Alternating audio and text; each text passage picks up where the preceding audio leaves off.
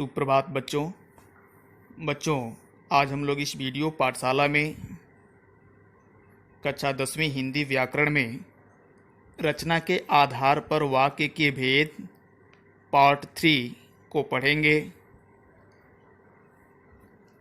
इसमें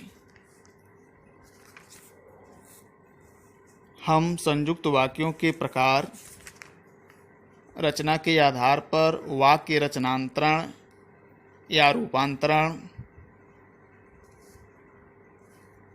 को पढ़ेंगे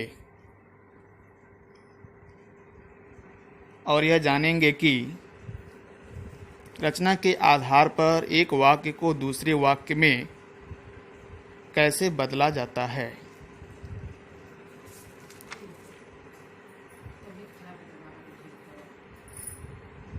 तो चलिए शुरू करते हैं संयुक्त वाक्यों के प्रकार से।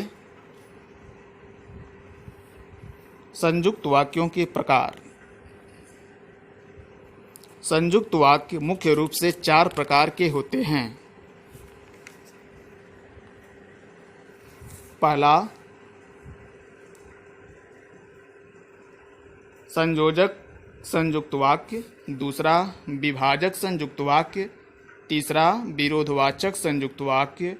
चौथा, परिणामवाची संयुक्त वाक्य। पहला, संयोजक संयुक्त वाक्य।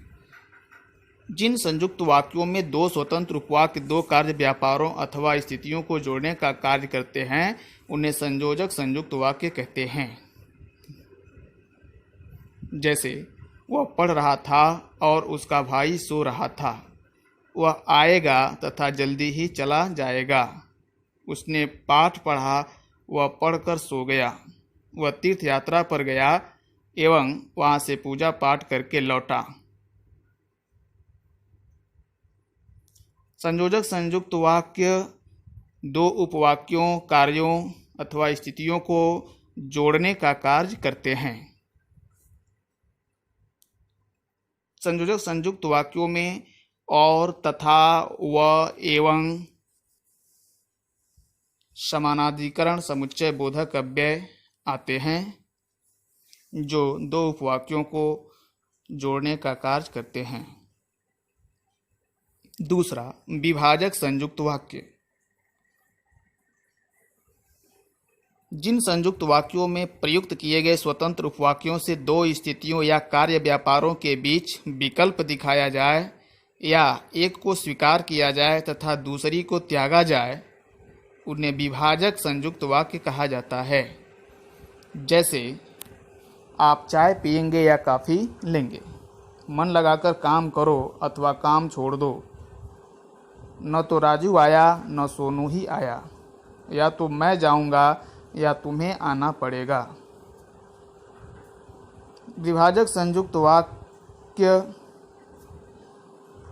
2 उपवाक्यों, 2 स्थितियों या कार्यों को विभाजित करते हैं।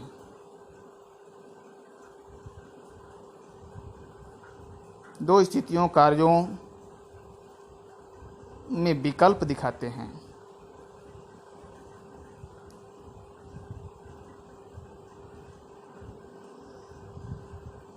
विभाजक संयुक्त वाक्य को विकल्पक संयुक्त वाक्य भी कहा जाता है। ऐसे वाक्यों में या, अथवा, न तो, न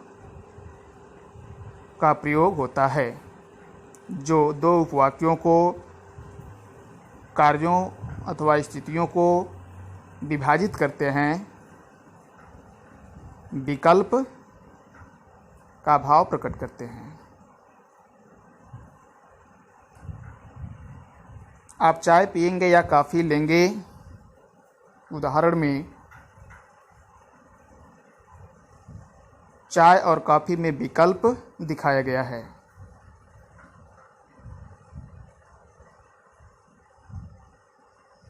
या चाय पीजिए या कॉफ़ी पीजिए। तो यहाँ चाय और कॉफ़ी में विकल्प है। एक कार्य को स्वीकार किया जा रहा है और दूसरे कार्य को त्यागा जा रहा है।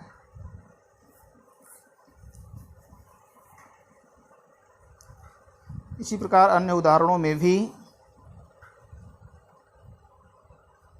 दो उपवाक्यों को विभाजित किया जा रहा है उनमें विकल्प दिखाया गया है। तीसरा, विरोधवाचक संयुक्त वाक्य। जिन संयुक्त वाक्यों में प्रयुक्त किए गए स्वतंत्र उपवाक्यों के बीच विरोध या विरोधाभास का बोध हो तो वे संयुक्त वाक्य विरोधवाचक संयुक्त वाक्य कहलाते हैं। जैसे, वह ईमानदार तो है पर कामचोर भी है। श्री कृष्ण ने दुर्योधन को बहुत समझाया लेकिन हठी दुर्योधन टस से मस न हुआ। मैं आना चाहता था पर अस्वस्थता के कारण न आ सका। वह पढ़ाई में बहुत तेज है किंतु शरीर से दुर्बल है।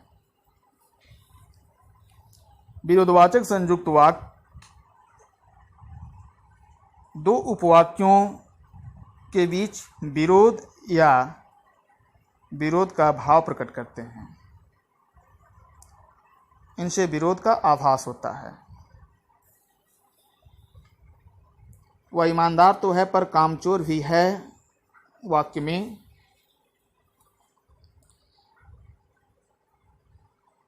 ईमानदार और कामचोर के बीच विरोध का आभास हो रहा है।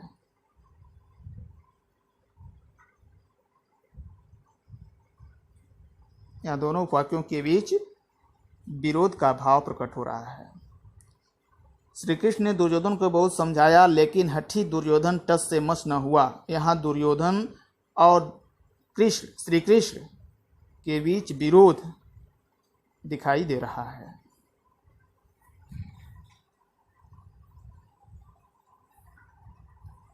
विरोधवाचक संयुक्त वाक्य में पर, लेकिन, किंतु, परंतु, मगर जैसे समानाधिकरण समुच्चय बोधक अव्ययों का प्रयोग होता है जो दो उपवाक्यों स्थितियों के बीच विरोध का आभास कराते हैं।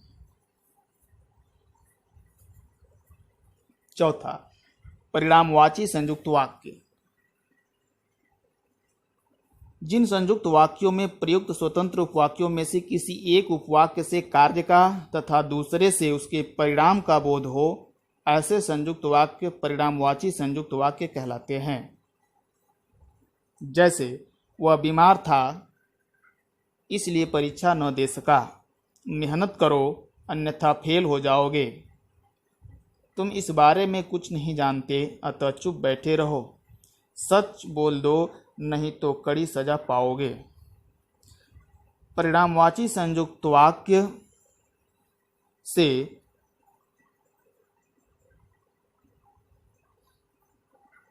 एक उपवाक्य में कार्य का पता चलता है तथा दूसरे उपवाक्य में उसके परिणाम का पता चलता है। यानी कार्य और परिणाम के बीच संबंध प्रकट होता है। वह बीमार था इसलिए परीक्षा न दे सका। पहला उपवाक्य है वह बीमार था। दूसरा उपवाक्य है परीक्षा न दे सका। पहले उपवाक्य में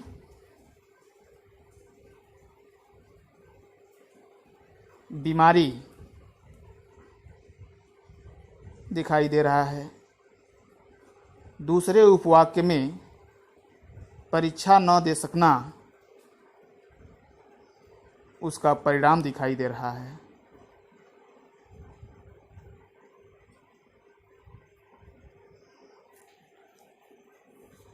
तो बीमारी का परिणाम है परीक्षा न दे सकना। तो यहाँ एक उपवाक्य से कार्य के होने का बीमारी का पता चल रहा है और दूसरे उपवाक्य में उसके परिणाम परीक्षा न दे सकने का पता चल रहा है। जहाँ एक उपवाक्य से कार्य का और दूसरे उपवाक्य से उसके परिणाम का पता चल रहा है। मेहनत करो अन्यथा फेल हो जाओगे। पहले उपवाक्य में कार्य का पता चल रहा है, मेहनत करने का पता चल रहा है और दूसरे उपवाक्य में उसके परिणाम फेल हो जाने की आशंका का पता चल रहा है।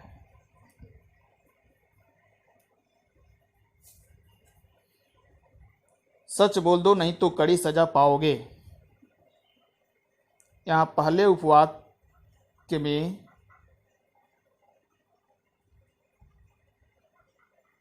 सच न बोलना कार्य हो रहा है और इसका परिणाम दूसरे उपवाक्य में दिख रहा है, कड़ी सजा मिलना।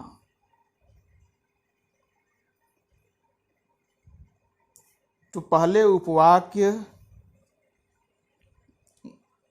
में सच न बोलने का परिणाम दूसरे उपवाक्य में दिखाई दे रहा है, कड़ी सजा मिलना।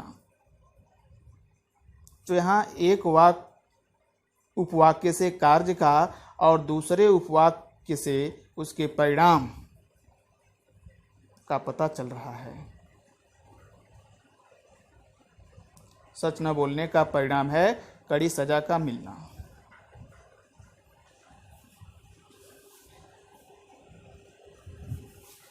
परिणामवाची संयुक्त वाक्य में अतः, सो, इसलिए, फलतः जैसे समानाधिकरण समुच्चय बोधक अव्यय का प्रयोग होता है।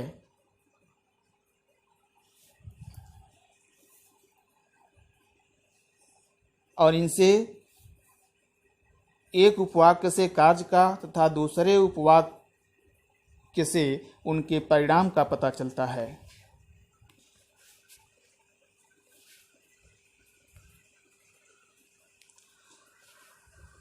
संयुक्त वाक्यों में समानाधिकरण समुच्चय बोधकों का प्रयोग किया जाता है।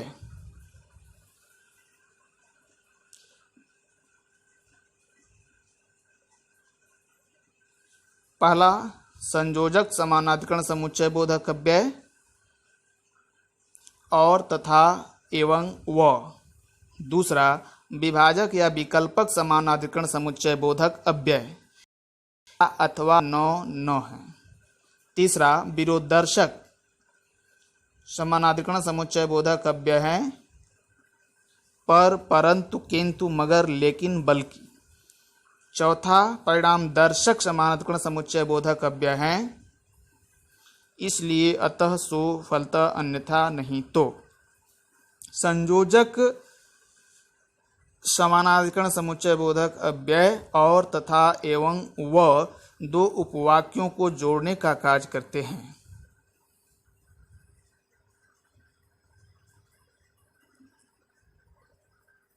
विभाजक या विकल्पक समुच्चय बोधक अव्यय या अथवा न दो उपवाक्यों, कार्यों अथवा स्थितियों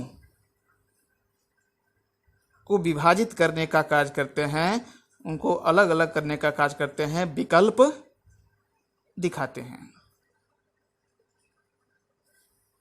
विरोधदर्शक समानाधिकरण समुच्चय बोधक अव्यय पर, परंतु, किंतु, मगर, लेकिन, बल्कि आदि दो उपवाक्यों, दो कथनों या बातों के बीच विरोध का आभास कराते हैं। परिणाम दर्शक समानाधिकरण समुच्चय बोधक अव्यय इसलिए, अतः, सो, फलतः, अन्यथा, नहीं तो आदि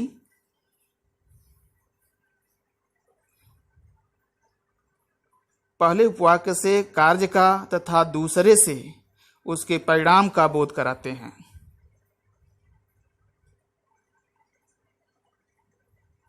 यानी इनसे कार्य और उसके परिणाम का पता चलता है।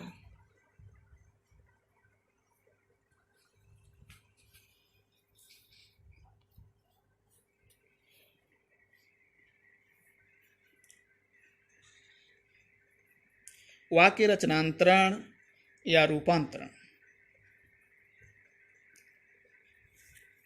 वाक्य रचनांतरण या रूपांतरण क्या होता है?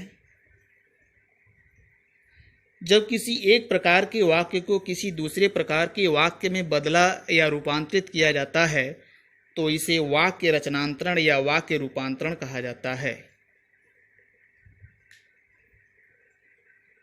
रचना की दृष्टि से वाक्य रचनांतरण 6 प्रकार से होता है। रचना की दृष्टि से वाक्य 3 प्रकार के होते हैं, सरल, संयुक्त और मिश्र।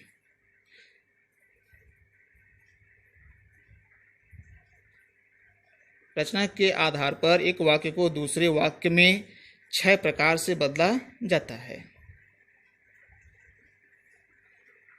पहला, सरल वाक्य से संयुक्त वाक्य में बदलना, सरल वाक्य से मिश्र वाक्य में बदलना, संयुक्त वाक्य से सरल वाक्य बनाना, संयुक्त वाक्य से मिश्र वाक्य बनाना, मिश्र वाक्य से सरल वाक्य, मिश्र वाक्य से संयुक्त वाक्य में बदलना।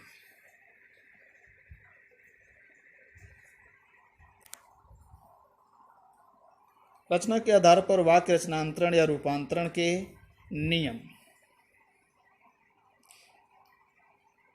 रचना के आधार पर एक वाक्य को दूसरे वाक्य में बदलने के लिए समानाधिकरण समुच्चय बोधक अव्यय और व्यधिकरण समुच्चय बोधक अव्ययों की आवश्यकता होती है। इनके प्रयोग से ही वाक्य को बदला जाता है, जिसको यहाँ हम देखेंगे। पहला, सरल वाक्यों को मिश्र वाक्य में बदलते समय उसे 2 उपवाक्यों में बांटकर कि जो, जिस, जिसे, जिसका, जिसमें, जिससे, जिस पर, जिसके लिए, जो पसर्ग, क्योंकि, जब तब, जैसा वैसा, ज्यों त्यों, जहाँ ज्यों ज्यों, त्यों त्यों, यदि तो, अगर तो, ताकि आदि व्यधिकरण समुच्चय बोधक अव्ययों से जोड़ दिया जाता है। सरल वाक्य को मिश्र वाक्य में बदलने के लिए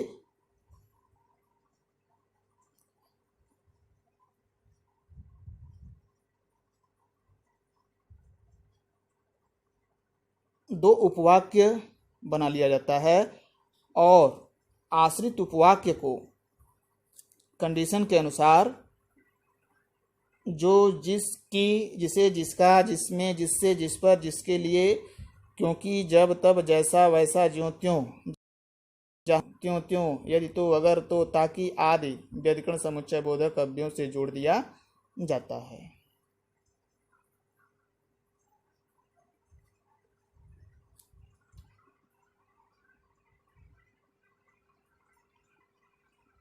सरल वाक्य को मिश्र वाक्य में बदलते समय व्यधिकरण समुच्चय बोधक अव्यय का प्रयोग किया जाता है। दूसरा, सरल वाक्य को संयुक्त वाक्य में बदलते समय 2 उपवाक्यों को बांटकर और, तथा, एवं, या, अथवा, किंतु, परंतु, मगर, लेकिन, इसलिए, फलतः, सो आदि समानाधिकरण समुच्चय बोधक से जोड़ दिया जाता है।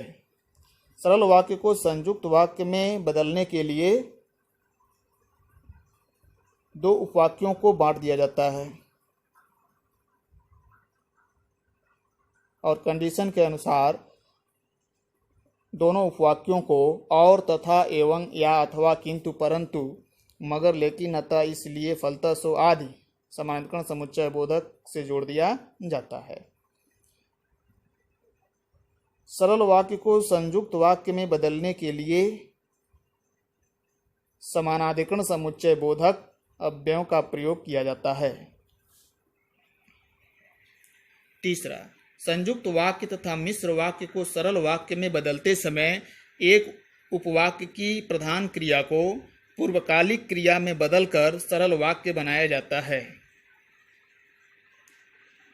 संयुक्त वाक्य तथा मिश्र वाक्य को सरल वाक्य में बदलने के लिए एक उपवाक्य की प्रधान क्रिया को यानी मुख्य क्रिया को पूर्वकालिक क्रिया में बदल दिया जाता है तो वह सरल वाक्य बन जाता है।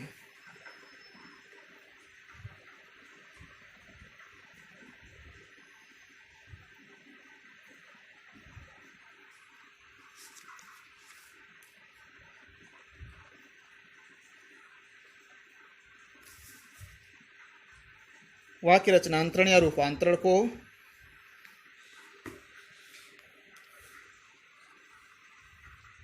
हम उदाहरणों द्वारा समझेंगे।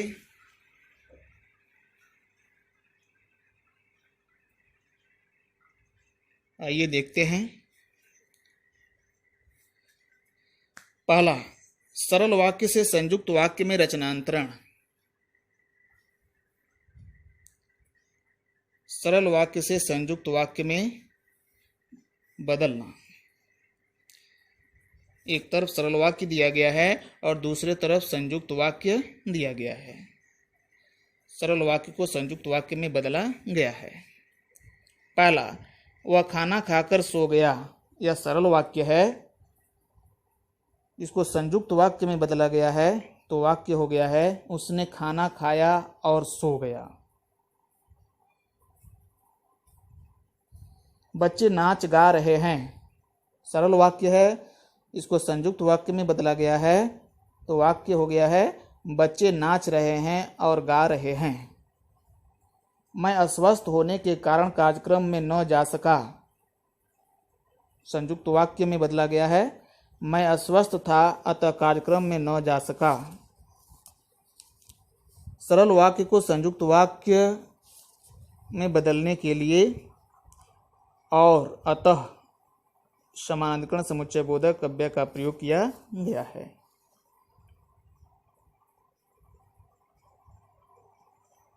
सरल वाक्य को संयुक्त वाक्य में बदलते समय और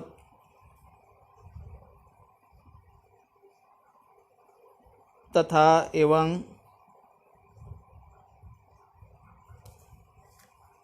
अतः सो फलता इसलिए आदि समानाधिकरण समुच्चय बोधक का प्रयोग किया जाता है। दूसरा, सरल वाक्य से मिश्र वाक्य में रचनांतरण, यानी सरल वाक्य से मिश्र वाक्य बनाना।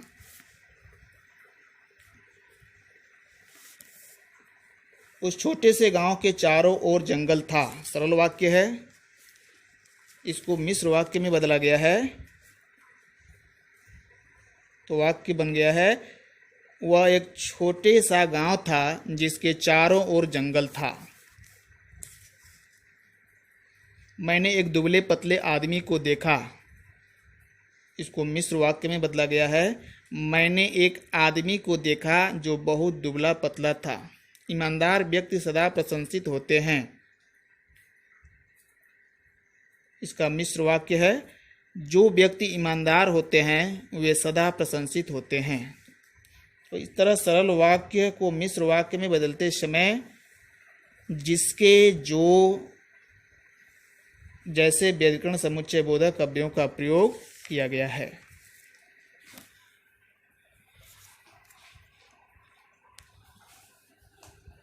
तीसरा, संयुक्त वाक्य से सरल वाक्य में रचनांतरण, यानी संयुक्त वाक्य से सरल वाक्य में बदलना। उसने मुझसे बातचीत की और चला गया, संयुक्त वाक्य है। इसको सरल वाक्य में बदलेंगे तो वाक्य होगा वह मुझसे बातचीत करके चला गया। कठोर बनो परंतु सहृदय भी रहो, इसका सरल वाक्य होगा कठोर बनकर भी सहृदय रहो। वह जल्दी उठा और पाठ याद करने लगा, सरल वाक्य है। यह जल्दी उठकर पाठ याद करने लगा। इस तरह संयुक्त वाक्य को सरल वाक्य में बदलने के लिए पूर्वकालिक क्रिया का प्रयोग किया गया है। करके, बनकर, उठकर पूर्वकालिक क्रिया है।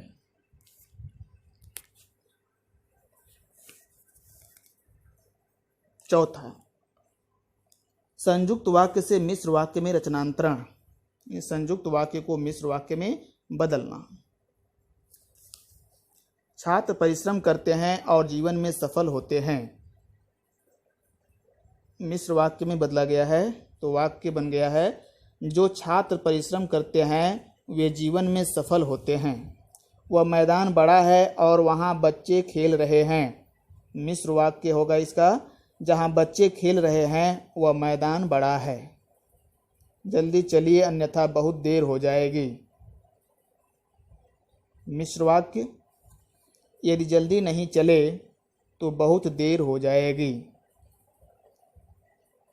संयुक्त वाक्य को मिश्र वाक्य में बदलने के लिए जो, जहाँ, यदि, तो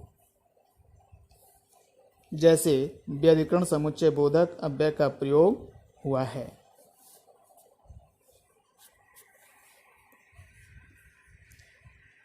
पांचवा, मिश्र वाक्य से सरल वाक्य में रचनांतरण। मिश्र वाक्य को सरल वाक्य में बदलना।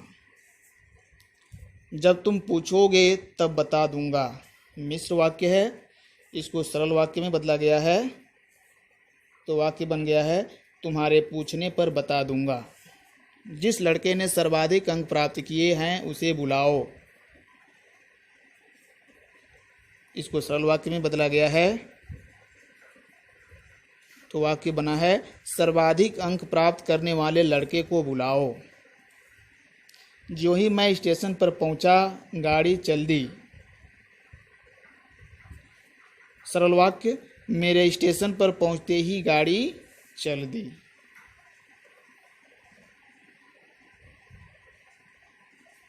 छठवां, मिश्र वाक्य से संयुक्त वाक्य में रचनांतरण।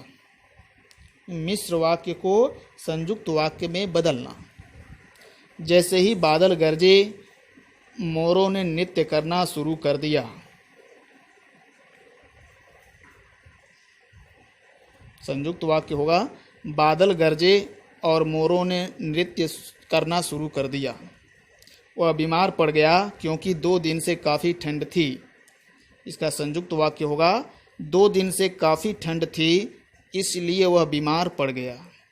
वह जब से यहाँ आया है खुश नहीं है। संयुक्त वाक्य होगा वह यहाँ आया है पर खुश नहीं है। यहाँ मिश्र वाक्य को संयुक्त वाक्य में बदलने के लिए और, इसलिए, पर समानाधिकरण समुच्चय बोधक अव्ययों का प्रयोग किया गया है।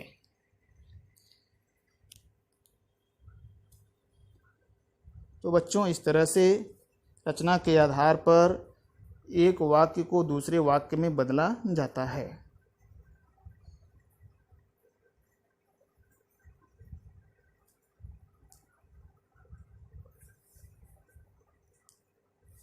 बच्चों, आप लोग वाक्य की परिभाषा, वाक्य के अंग, रचना के आधार पर वाक्य के भेद, उनके उदाहरण, आश्रित उपवाक्य, उनके भेद और उदाहरण,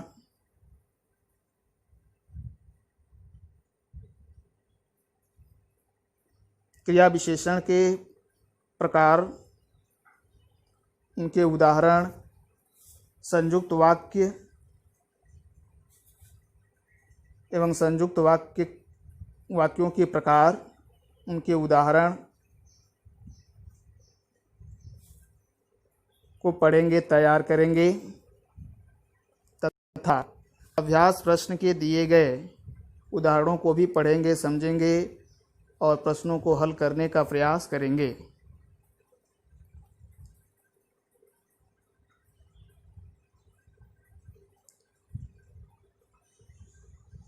निरंतर अभ्यास से ही एक वाक्य को दूसरे वाक्य में अच्छी तरह से बदलना सीखा जा सकता है।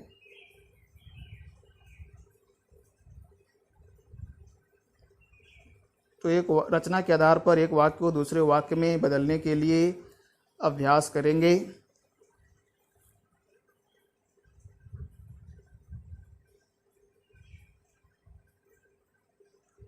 ओके स्टूडेंट्स, आप सभी को बहुत बहुत धन्यवाद।